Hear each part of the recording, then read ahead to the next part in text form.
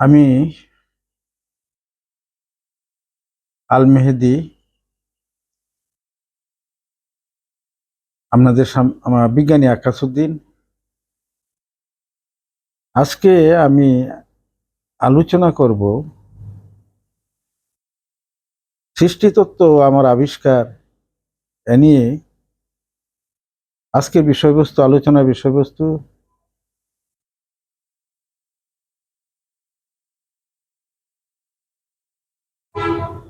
আল্লাহ রাব্বুল আলামিনকে কেন আমরা দেখতে পাই না, বা আল্লাহ কেন আমাদেরকে দেখা দেন না।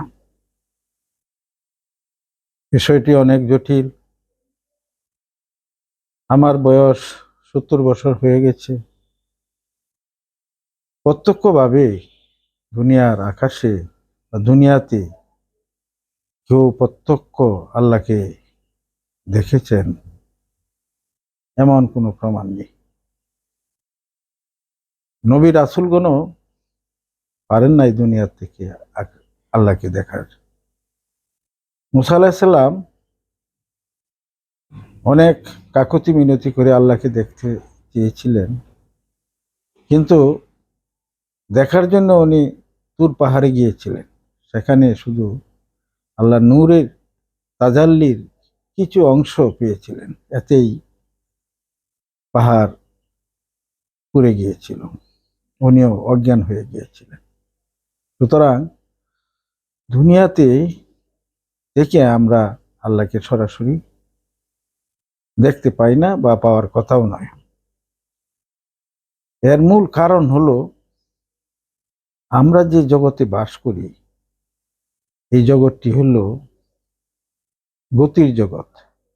এখানে চন্দ্র, সূর্য, গ্রহ, নক্ষত্র, আকাশের অগণিত তারকারাজি চলছে, ঘুরছে, সাঁতরাচ্ছে, শূন্যের মাঝে সাঁতরাচ্ছে। এদের গতি আছে বলে এরা শূন্যে টিকে আছে। এদের গতি না থাকলে এক মিনিটও টিকে থাকা সম্ভব নয়।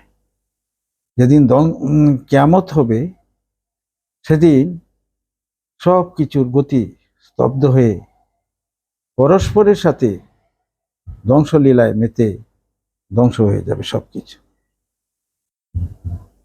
তাহলে আমরা বুঝলাম যে আমরা গতির জগতে আছি, এবং গতির জগতের সব কিছুরই আকার থাকে। সূক্ষ্ম একটি আমাদের চোখে অদৃশ্যমান বাতাস, সেই বাতাসকেও আমরা দেখতে পাই না, কিন্তু মাইক্রোস্কোপের মাধ্যমে, আল্ট্রাভায়োলেট মাইক্রোস্কোপের মাধ্যমে হয়তো বাতাসের গতিবিধি লক্ষ্য করা যায়। কিন্তু আল্লাহকে কেন দেখা যায় না? আল্লাহ রাব্বুল আলামিন যে জগতে বাস করেন, সেই জগৎটা হলো স্থির জগৎ। সেখানে কোনো আকার থাকে না, উনি নিরাকার। স্থিরতার থেকে গতির জগতে আসা যায় না। গতির জগতে আসলে সব কাঠামো উলট পালট হয়ে যাবে, ধ্বংস হয়ে যাবে। তুর পাহাড়ের যে অবস্থা, সাধারণ তাজাল্লিতে যে অবস্থা হয়েছিল, সরাসরি যদি আল্লাহ এই গতির জগতে আসেন, তাহলে সব কিছু ধ্বংস হয়ে যাবে। একটা জিনিস লক্ষ্য করুন, একটি গাড়ি স্থির দাঁড়িয়ে আছে, আর একটি চলমান গাড়ি যদি তার সাথে এসে লেগে যায়, তাহলে কি হবে? গাড়িও ধ্বংস হবে, যার সাথে লাগবে সেটাও ধ্বংস হবে। তাহলে বিপর্যয় একটা ঘটবে। এখানে উভয়টি আকার, এই জন্য হয়তো উভয়ের মধ্যে একটা বিচ্যুতি ঘটবে, কিন্তু আল্লাহর ক্ষেত্রে ভিন্ন। আল্লাহ নিরাকার। তিনি যদি এই স্থির জগতের ভিতরে আসেন, বা তাহলে প্রলয় হয়ে যাবে, আল্লাহর কিছুই হবে না। সুতরাং এই সৃষ্টিকে টিকিয়ে রাখার জন্যই আল্লাহ সরাসরি গতির জগতে আসেন না। গতির জগতের কেউ তাকে দেখতে পান না। এটাই হলো মূল কারণ।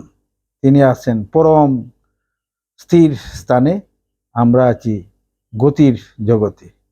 তাই আল্লাহ স্থির জগৎ থেকে গতির জগতে আসেন না, এই জন্যই আমরা আল্লাহকে দেখতে পাই না।